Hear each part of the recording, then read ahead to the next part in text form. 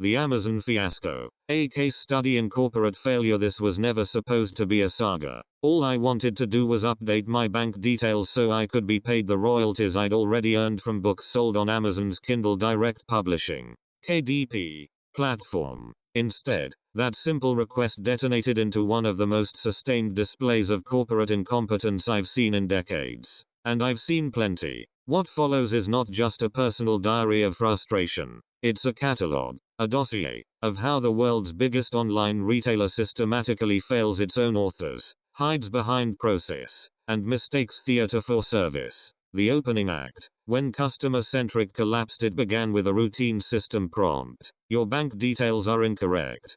Please update them. Obediently, I tried. That's when I hit Amazon's two-step verification wall, an impenetrable block that locked me out from making the changes their own system demanded. I chronicled the absurdity in astounding customer service failure. It set the tone for everything that followed. Scripted apologies, circular referrals, and no actual resolution. Handballing without ownership. My next stop was support. Surely, I thought, a human could resolve what a machine could not. Instead, I was passed back and forth like a defective parcel. Retail support insisted it was KDP's problem.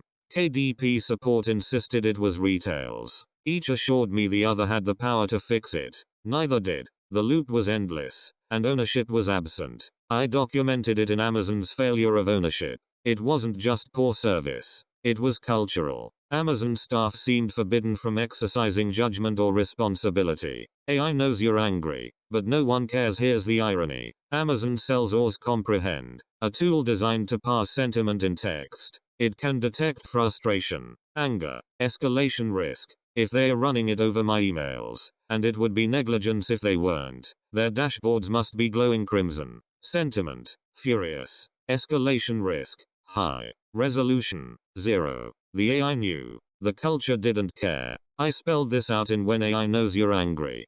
Kafka in a call center. As if the loop wasn't enough, escalation itself became a violation. When I copied multiple Amazon addresses into my emails, addresses suggested by Amazon staff themselves, the system spat out an auto-generated reprimand. You copied an email address not associated with your account. At one point, their support inbox literally bounced my messages back, unable to accept mail.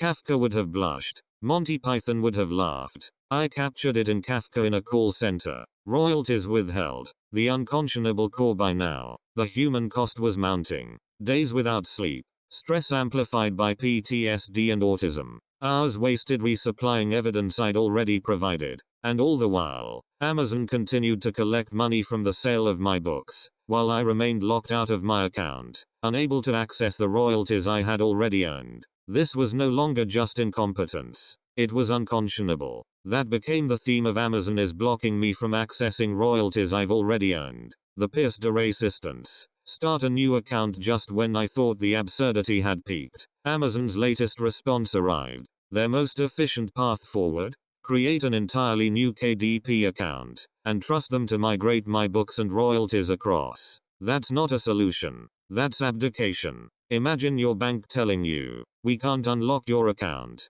Just open a new one and we'll see if we can move your salary across. Regulators would laugh them out of the room. Yet Amazon presents it as best practice. I laid it bare in Amazon tells locked out author to start over with a new KDP account. Why this matters beyond me. I'm just one author. But this isn't just my story. This is a case study in how big tech treats creators. Broken systems that lock people out. Staff bound to scripts, not solutions. AI dashboards that measure anger but empower no one to act. Money withheld while blame is shuffled between silos. Fixes that push the burden back onto the customer. Amazon calls itself Earth's most customer-centric company. My experience shows otherwise. It's Earth's most process-centric company, where the metrics look tidy, the dashboards glow, but the human beings who create the value are left stranded. Final thought. This is bigger than one locked account. It's a parable of what happens when a company grows so vast, so enamored of its own metrics, that it forgets the basic principle of service, ownership.